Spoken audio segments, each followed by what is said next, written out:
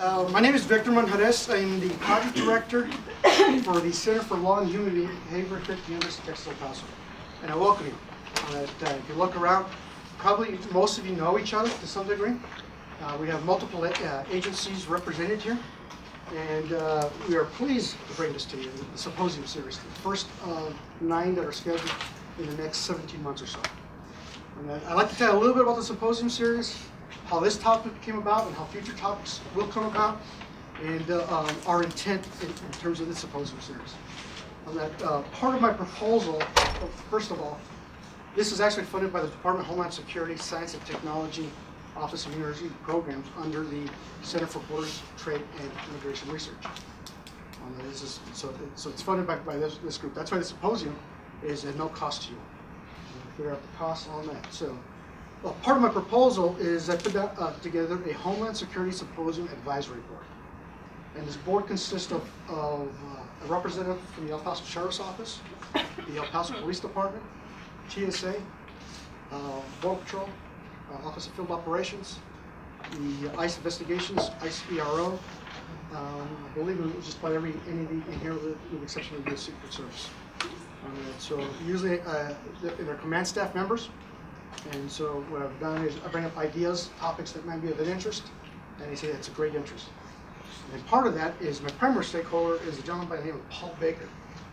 He is the Customs and Border Protection Office Training and Development on that at the national level. So look, I met with the advisory board, and these are the things that we're putting forward. And say that's a great idea. That's okay. Thank you very much, Rick. So, good morning, everybody. First, I would like to thank you for your service. And myself, on behalf of the Center for Borders, Trade, and Immigration Research, I would like to welcome you to this inaugural event. It's a real honor and pleasure to be here. I want to take a few minutes to tell you a little bit about this new center, which is basically a center of excellence funded by the Department of Homeland Security, the Directorate of Science and Technology. This Center of Excellence is one of the 11 centers that the department has in place, and each center is focused around a particular theme. So our theme is borders, trade, and immigration. So this center is basically a university consortium. It's led by the University of Houston, but we have partners here in Texas, Arizona, California, and New Jersey. It's funded by a cooperative agreement for 5 years. And I'm really honored and pleased to be here with you today because UTEP is a key partner. Currently, there are 2 projects funded under the auspices of the center. First one is the Homeland Security Symposium Series. Vic is the PI, and I want to thank him for his years of service. And also have a second project on human trafficking interdiction at the US-Mexico border, and Professor Alali is the PI. So I'm sure you will be hearing about this project too. So our mission basically has 3 prongs. Enhance the nation's ability to secure our borders, facilitate legitimate trade and travel, and then ensure the integrity of our immigration system. So we're going to accomplish this through technology-driven solutions, data-informed policies, workforce development opportunities like the ones that we experience, all of us here today, and also education for the next generation, our students of potential Homeland Security experts. So, as I said, as a center, we are the think tank developing custom-driven Homeland Security solutions, both in science and policy, but that's one thing. A major pillar and mission of our center is to develop professional and workforce development. That's why the feedback form that Vic asked you to complete is really important because we want to hear from you. What are the topics that you would like Vic to organize seminars? So rest assured that your voice will be heard. So please take the time to fill this form. Ask your colleagues, the ones that are not here today, what they would like to see, and ask them to join you in the next event. Vic is telling me that he's securing a larger venue, so we'll be able to accommodate more experts like you. So please spread the word. So in terms of the research of the center, we are interested in transnational flows of people, goods, and information. So we have 10 projects currently in the center. There will be new ones coming on. The current projects focus on monitoring and facilitation of flows, biometrics, face recognition, and human trafficking. And in terms of flows of goods, we are developing new sensors for monitoring cargo, work on participatory assessment of these flows, and also the impact of the export control reform. You know that this symposium is part of our educational project. But I would like to close with a call to action. Please let us know how the center can help you. You can reach out to Vic, to Mike, to Jeff. We're all part of the Center for Border Trade and Immigration Research, and we want to hear your pain points. What can we do as a center to help you in your mission? I'll be here for the rest of the day. Feel free to come up. I would like to meet each and every one of you if possible. But that's not my last time. I hope Vic will invite me in the future seminars. So with that, have a good day. Thank you. What I'd like to do is introduce our researcher, Dr. Misty Duke. She's earned her PhD in legal psychology here from UTEP. Has been doing some work for the high value detainee interrogation group, and she's actually currently worked as a principal investigator studying the effectiveness of the Army Field Manual approaches, also funded by this HIG. She is a lecturer here at the University for the National Studies Institute here at UTEP, where she teaches courses about intelligence-based interview and interrogation. So with that, Dr. Duke.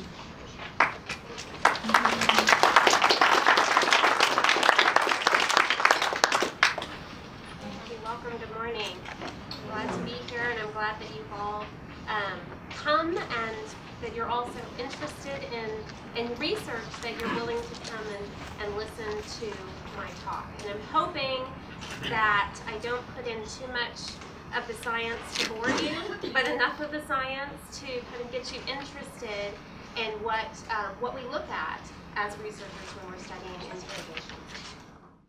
The origins of the study of interrogation, they really began with wrongful convictions.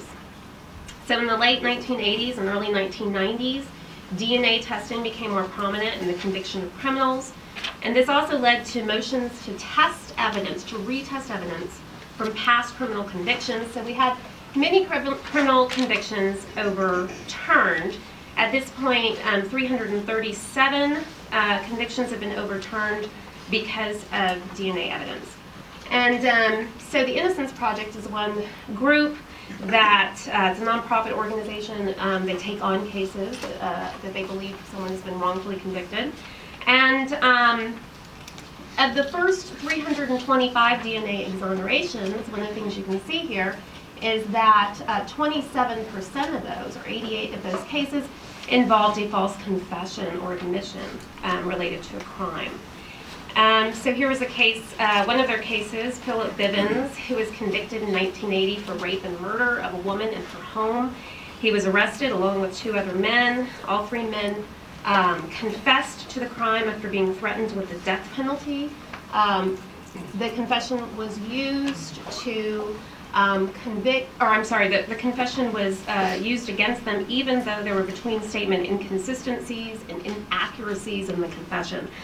2 of the men exchanged confessions for life imprisonment and agreed to testify at Bivens' trial. In 2010, DNA testing was done on the semen found on the woman's body. It was not a match for any of the 3 men who were convicted for this crime. Did match another man who had been convicted of raping another woman in the same county. Later that year, the convictions were thrown out, but at that point, Bivens had spent 30 years in prison. So this is just to illustrate the fact that these false confessions do happen, and this became interesting to researchers researchers wanted to look at this. Why would this happen? Because it is rather counterintuitive that someone would confess to a crime they didn't commit. Now, I want to give a caveat. We must consider that in the vast number of cases in which someone confesses to a crime, most of these cases are true confessions, right? And so when we look at 88 false confessions, it seems like a really minuscule number compared to true confessions. Even if we assume that there are more than 88 confessions, which we have to, assume that that number must be quite higher than that. I also want to address that in many of these cases of wrongful convictions, there was poor police procedure, there was prosecutorial misconduct, and that's not really the concern of this presentation. The concern of this presentation is practices, interviewing or interrogation practices that are endemic to the process, that are regularly used, that may be problematic.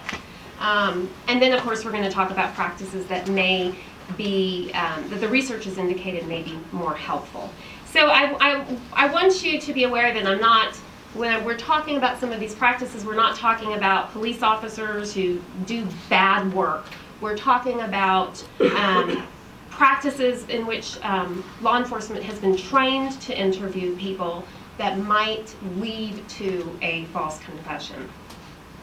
But the researchers found this fact that false confessions could happen compelling enough to begin looking and to trying to figure out what's going on here. And another line of research, researchers started taking an interest in child forensic interviewing practices. So this is the McMartin preschool case where it was in 1983. A mother suffering from serious mental illness alleged that Raymond Buckey, who was a teacher at McMartin Preschool in Manhattan Beach, California, had molested her 2.5-year-old son. The accusations set off a highly publicized investigation and eventually led to the longest running criminal trial in United States history. Based on accusations by dozens of children, Buckey and his mother, Peggy, right there, and 5 other preschool workers were charged with multiple counts of sexual abuse.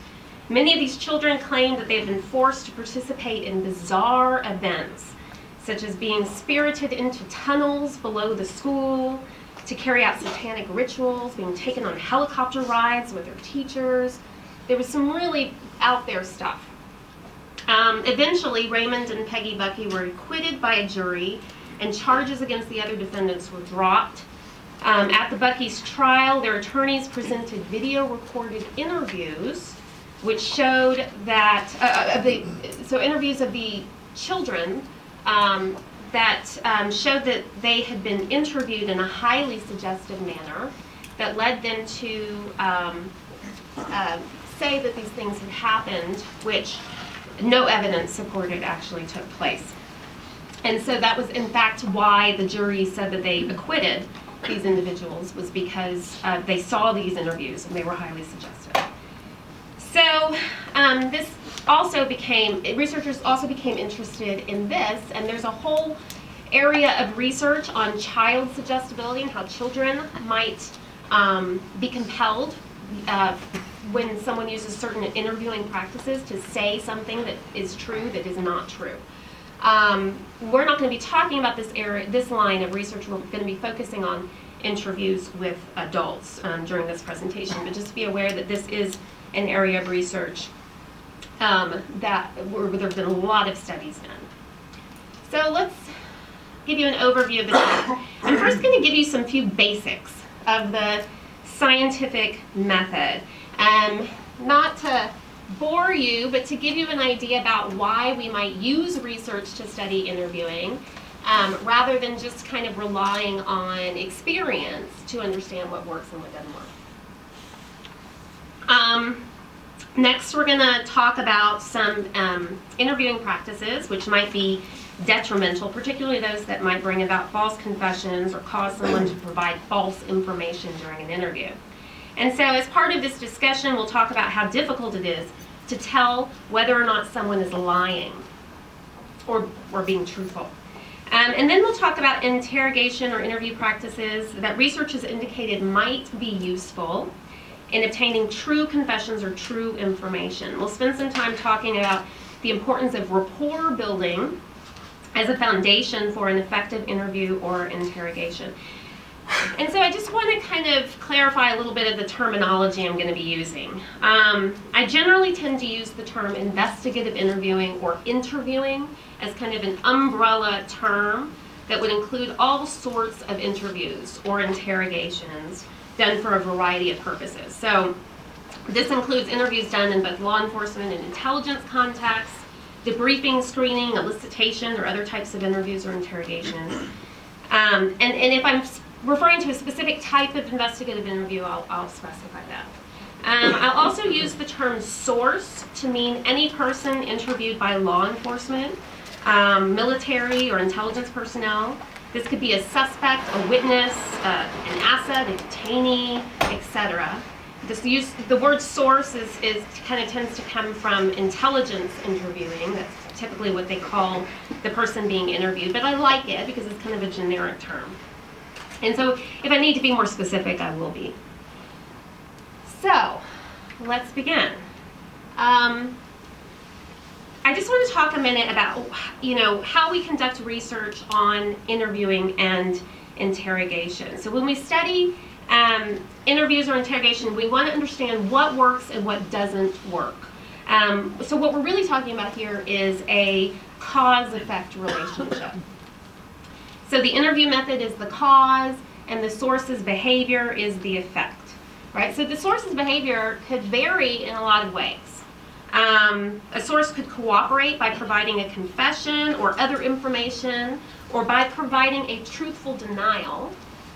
A source might not cooperate by providing false denials or false information, or by trying to appear cooperative while actually engaging in some counter-interrogation strategies.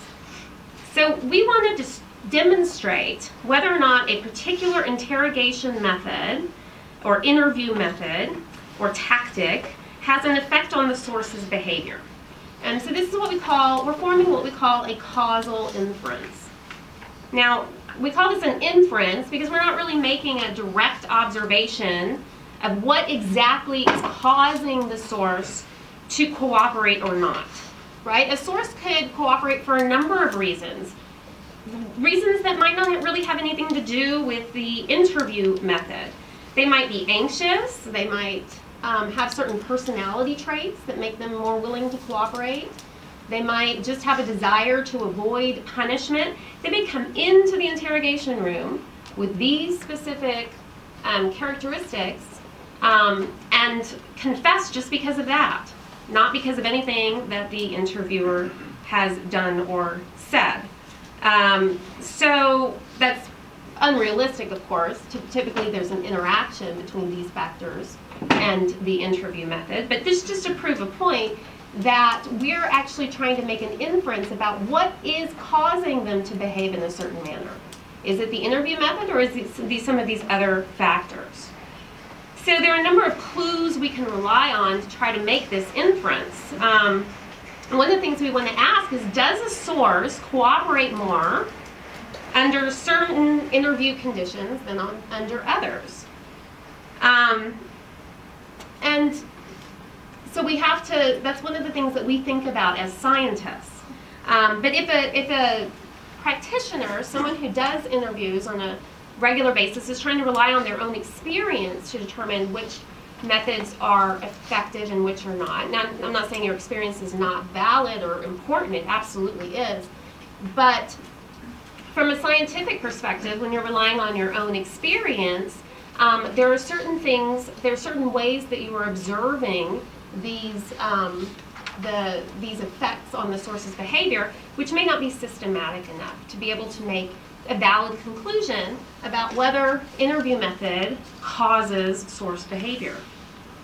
So one of the things that scientists consider are three things that we consider when we say that one thing causes another.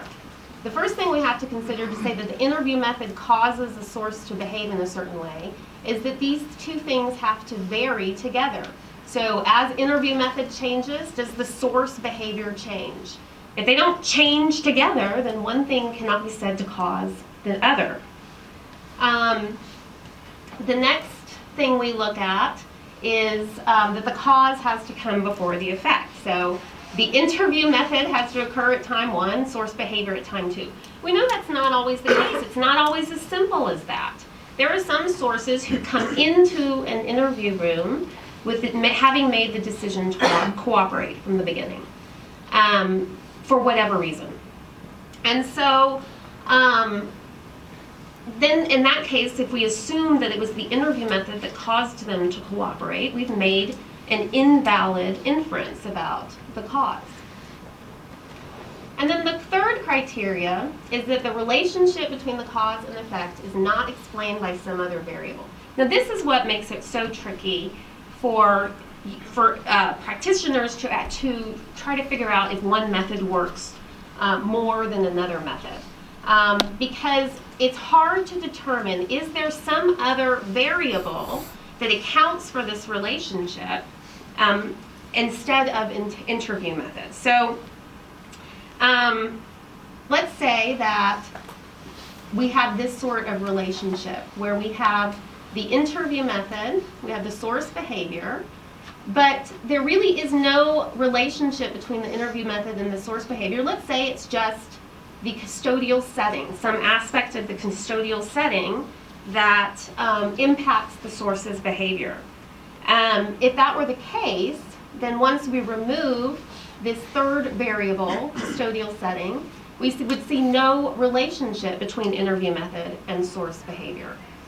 And so we have to keep that in mind. Sometimes the relationship between two variables is dependent upon some other relationship entirely, and once we remove that third or confounding variable, the relationship disappears. Let me show you another quick example of this. When I teach in research, I always use this example. You may have seen it before. It's very commonly used.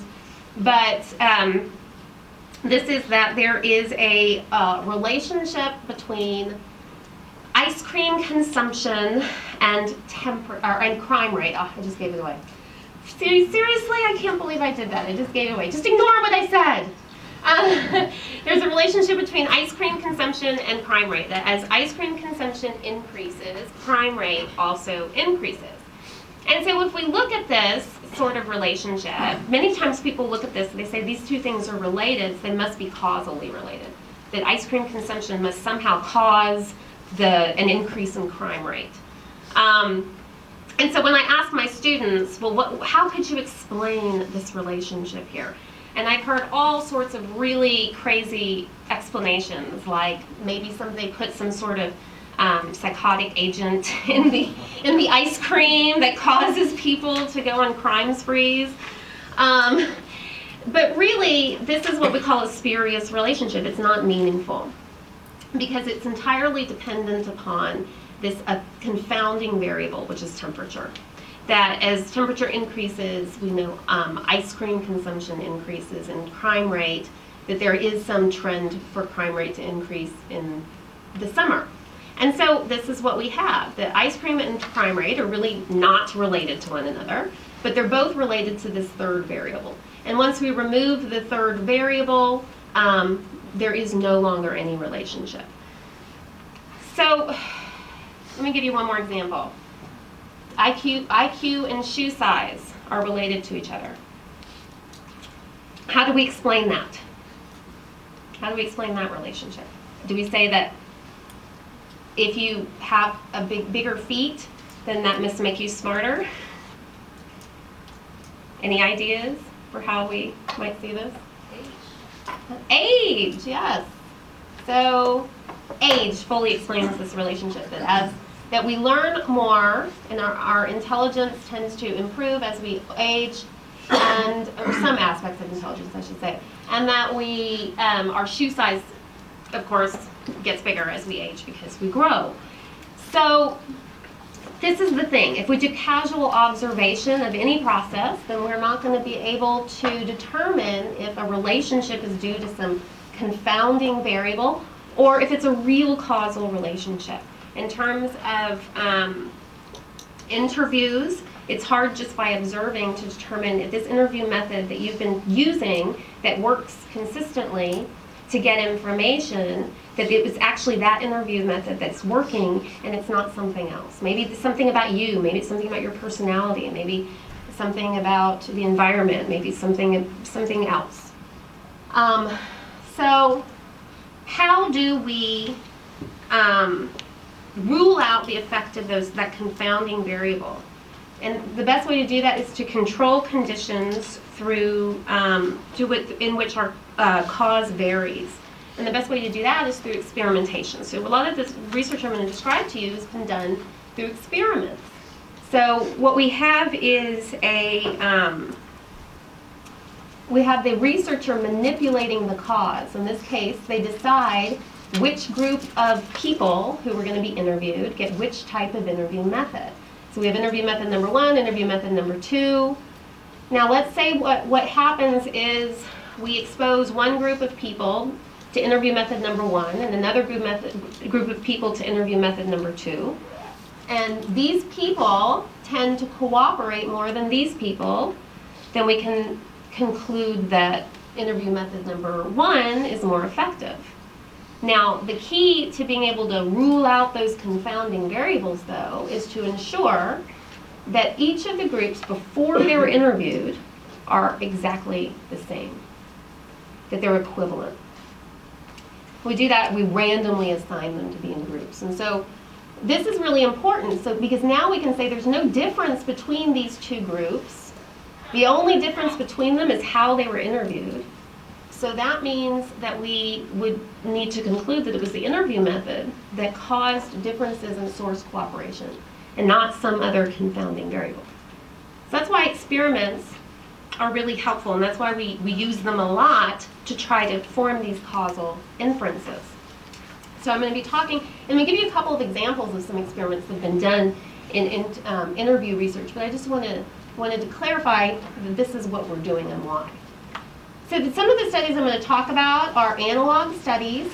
When I talk about analog studies, I'm meaning that they are studies that are done in the laboratory where they try to simulate some interview, an investigative interview. They're not real investigative interviews. Versus other research that's in which either experiments or just simply observations are made in a field setting. With actual interviews. So with the analog research, it's done in an artificial setting. So how do we know that the behavior is real? How do we know that someone who's really being interviewed would really behave in this manner? That's kind of one of the drawbacks of analog research. Whereas in field research, these people are being interviewed in a real world setting.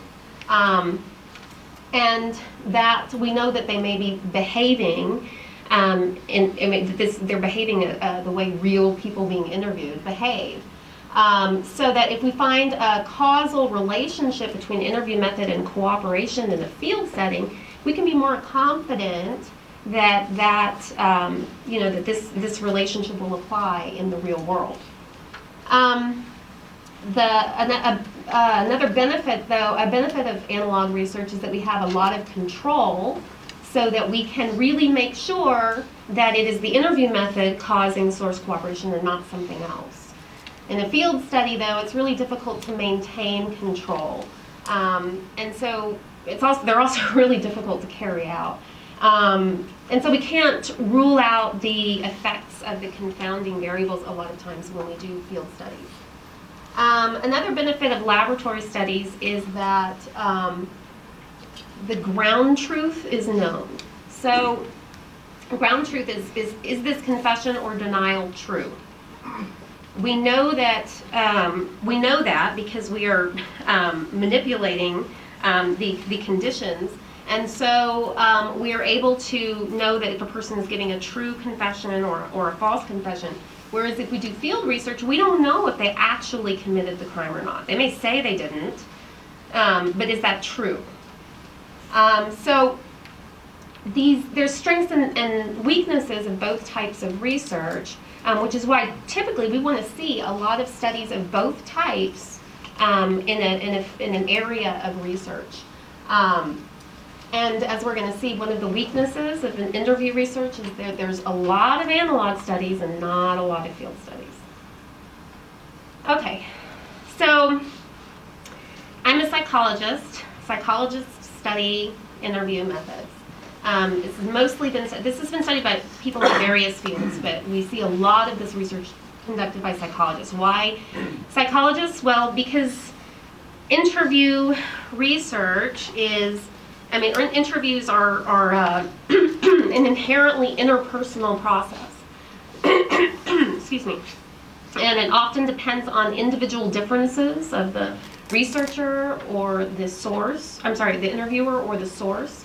And these are the very topics that we study in psychology. And so what we do, those of us who study interviews or interrogations, is we try to apply basic psychological concepts to interviews and interrogations to see how do they work, how do they operate there. Okay, so just want to make sure see where we are for time. Okay. I think what I'll do is, I know we have Q&A like at the end, but maybe as we get to the end of certain sections, I'd like to maybe, before we move on, take some questions if anyone has them. So does anyone have any questions right now before we move on to the next section? On the criteria you were talking about, was that geared more towards intel gathering or law enforcement interviews? Because intel tends to be more long-term rather than law enforcement. We have less amount of time to make determinations. Yeah, so I think that's a really good point. That sometimes what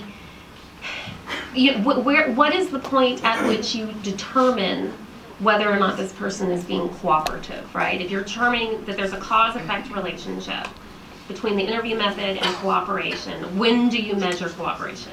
So in a police interview that may be done after 4 hours, 5 hours, you might measure it at that point, right? Whereas in an intelligence interview, it could take months. At what point do we gauge cooperation there? Yeah, and that's a really important point. What I will say is that we have not been able to directly observe intelligence interviews and interrogations because we just don't get access to them. So I think that at the point in which we would be able to observe that, we'd have to ask that question. And really what I think that would need to be done is to make multiple observations at multiple points in time. So let's observe after the first interview. Let's observe now after the second interview. How are they behaving? And we can see, does the behavior change over time as the interview progresses over weeks and months? So that would likely be one way to go about it. But unfortunately, we haven't been able to solve that problem yet because we just don't get access to it, and that's a big issue. Yeah. Any other questions? Yes. Of the 88 false confessions, is there any data as far as like the mental aptitude or education levels or intelligence of the person? Is there any? Yes, I'm sure there is. I don't have that data right now. However, one of the things we're going to talk about are individual differences that might make someone more likely to make a false confession. They're absolutely characteristics of individuals that we've seen, that research has shown make them more susceptible to false confessions. And there have been observational studies that have looked at that. And so we will be talking about that, yes. Any other questions before we move on? Okay. All right, so now I'd like to review the training that many local and federal law enforcement personnel receive on interviewing. This forms the basis of the Reid technique. just to give you a quick overview of the model, and this is not by any means meant to provide a training, but just to give you an overview of what this is about. The Reid model of confession asserts that confessions are fueled by anxiety related to lying, and that people who are lying about having committed a crime use certain defense mechanisms to reduce the anxiety related to that lying.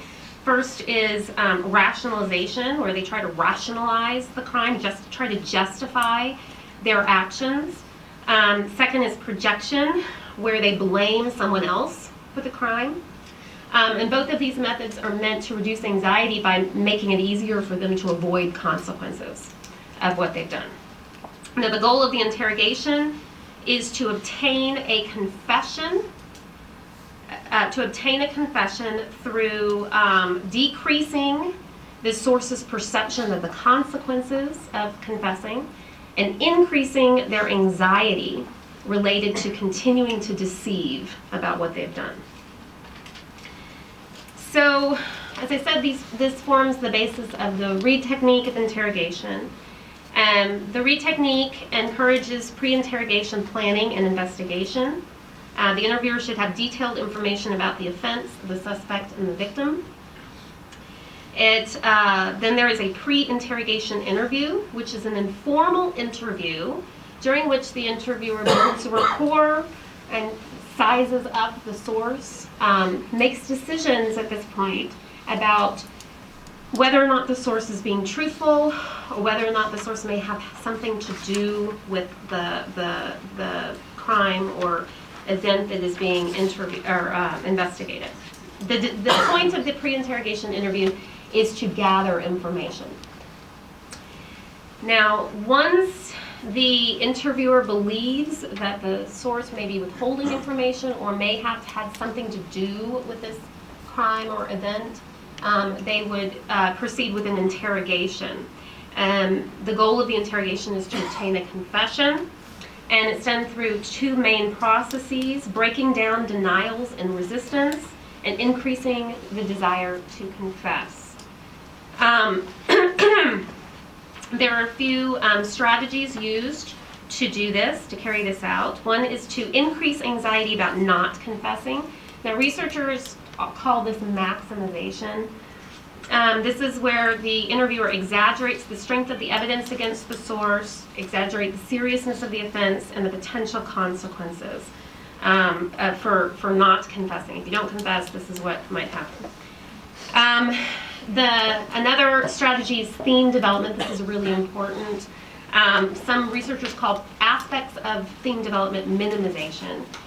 So with theme development, the interviewer is trying to persuade the source to accept the interviewer's version of the truth. And they do this through developing some sort of theme that is related to the source, that is tailored to the source's maybe personality or other characteristics. So for example, if the interviewer believes that the source's self-esteem is low, the theme might be that you are really a good person. The interviewer continually refers to this theme throughout the interview. They will use the theme as part of rationalization. So we said that the source rationalizes to themselves about the crime. The interviewer facilitates that by keeping with the theme. So maybe because you are a good person, you wouldn't have committed this crime without a good reason. And then they will also facilitate projection. If she hadn't cheated on you, you wouldn't have been so angry. So again, we're blaming someone else for this crime. So the idea is that the source facilitates these defense mechanisms, the interviewer facilitates these defense mechanisms by making it easier for the source to confess. The interviewer then further develops this theme to allow the source to admit to guilt. Maybe saying something like, even good people do bad things sometimes. A good person would do what is right by taking responsibility. In summary, the interviewer is conveying sympathy for the source and providing a moral justification for the crime, making it easier for the source to confess. Now, part of this involves implied leniency, so that the source believes that the consequences of the crime are not going to be severe. There's not an explicit promise of leniency, but leniency may be implied. Isolation is also important. So the Reid, the authors of the Reid manual consider the custodial environment to be a very important aspect of the interview. They're supposed to remove all familiar elements, try to increase the source's anxiety and desire to escape. They can escape through confession. Another strategy is confrontation. The interviewer accuses the source of the crime using real or fictitious evidence to support the accusation. And a big aspect of this is presenting an alternative question, where we try to get a single admission rather than an entire confession through asking a question in which there are two choices. Each choice has an explanation for the crime, but only one of them is more acceptable. Both choices require an admission to some aspect of the crime. So maybe, did you buy the gun because you intended to kill your husband or because you were afraid for your life? Either way, you have to admit that you bought the gun, but one of them is more acceptable. One of those choices is more acceptable than the other. So, FBI is trained on the direct accusation approach. Anybody from FBI in here? No FBI? Okay. Anybody been trained in the direct accusation approach? Okay, so this approach involves a pre-interrogation interview, similar to the Reid technique. The whole thing is similar to the Reid technique, with just a few changes. The pre-interrogation interview is also non-accusatory and allows for the interviewer to develop a behavioral baseline, so they can look and see how does this person behave normally when they're not under stress or pressure. And then they also get a source's statement, which could be used to point out later contradictions. So these are all aspects of the pre-interrogation interview. So we're going to see there's some elements of this that are really similar to information gathering interviews we're going to talk about later. I mean, this is a really pretty good interview format, I think. Now, once they make a determination that the source may be withholding, then they'll move into the direct or the interrogation. And they confront the suspect with evidence against them and accuse the suspect of the crime. So this is really important, this confronting with evidence against them. We're going to see this come up again, because this is a really good thing to do. This is a way that we can get people to confess to a crime. They also cut off suspect denials. That's also similar to the Reid technique. The assumption is that the guilty person's denials will weaken while the innocent person's denials will strengthen. We'll see that is not always true. Theme development, similar to the Reid technique, and presentation of a good-bad option. This is similar to the Reid technique's use of the alternative question. Okay, so then Flexi uses a 5-step interview. Who's been trained at Flexi here? Okay, did you learn the 5-step interview, or do you remember learning the 5-step interview? Anybody remember that? Okay. Well, you probably learned the 5-step interview. This is a more general approach to allow for flexibility. They encourage you to the interviewer to develop a topical outline ahead of time and make sure that you can address all of these points. And if you can't address all of these points, you're probably not ready to conduct the interview yet. So pre-interview investigation is really important. And then the 5-step interview involves an introduction where you define the purpose of the interview. Then there's rapport building. Notice that we see rapport building included in all of these. And they encourage not only the building of rapport, but the maintenance of rapport. And then there is questioning. During this questioning phase, they do the case presentation. So again, where the evidence against them is presented. Now here they'll say that we have enough evidence to convict, we don't really need a confession, but they're also discouraged from using trickery or deceit. They develop a theme, they have the choice question, which is like the alternate question we talked about earlier. Then the summary, where they acknowledge the suspect's cooperation and summarize the main points. And then closing, discuss perhaps potential for follow-up interviews.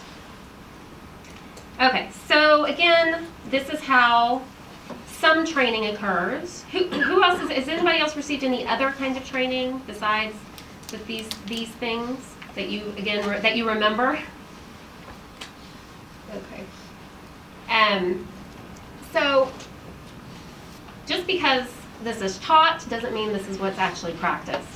In 1996, Richard Leo did an observational study. It was one particular municipality of hundreds of police interviews. He observed hundreds of police interviews. Excuse me, and looked at the techniques that they used and how often they were used. And so some of these techniques look familiar to what we've already talked about. We can see in particular that techniques related to theme development or minimization were really not used that often. We see that confronting evidence with evidence of guilt is one of the most commonly used techniques. So in light of this discussion about how police officers are trained, we might examine why guilty suspects might confess.